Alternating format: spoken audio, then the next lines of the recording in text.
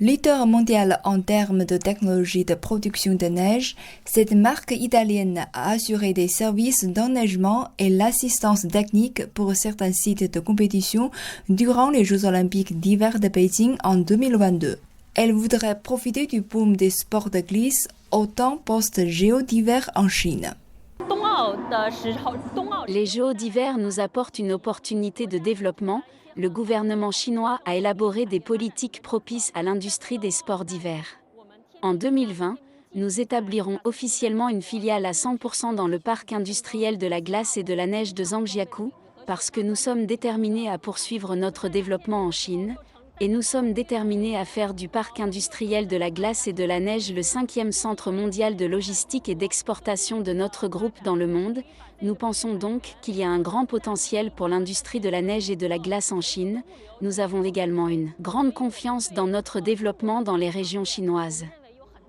Entré en Chine il y a 6 ans, le bureau en Chine de la Ligue de football professionnel a pour vocation de promouvoir le football français et renforcer l'interaction et la coopération avec la Chine. La reprise des activités sociales en Chine présente de nouvelles opportunités. La Chine est pour nous le marché le plus performant et le plus important en dehors de la France, à la fois en termes de nombre des spectateurs et de portée sur les médias sociaux. Nous espérons pouvoir apporter les matchs et nos équipes en Chine, y compris le système de formation des jeunes dont nous sommes le plus fiers, et nous espérons également qu'il y aura plus de coopération avec les entreprises chinoises à l'avenir. Suite à l'amélioration de la situation épidémique, nous espérons qu'à l'avenir, davantage de joueurs chinois auront l'occasion de venir en France pour s'entraîner, participer à des matchs et s'imprégner davantage de la culture du football français. La Chine est l'un des principaux marchés pour le tourisme international. Depuis janvier, après la levée des restrictions sur le déplacement transfrontalier, les touristes chinois sont repartis dans le monde. Le secteur tourisme reprend ses couleurs. Nos attentes en matière de tourisme avec la Chine sont très élevées.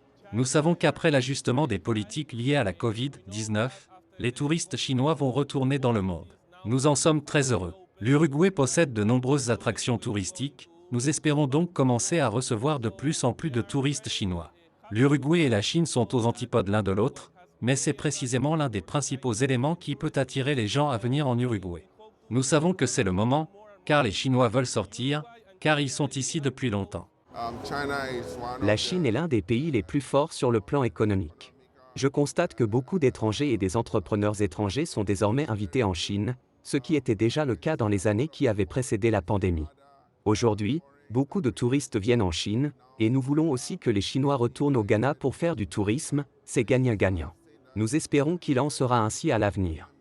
Plus de 200 pays et régions ont des échanges avec la Chine dans le domaine du commerce des services.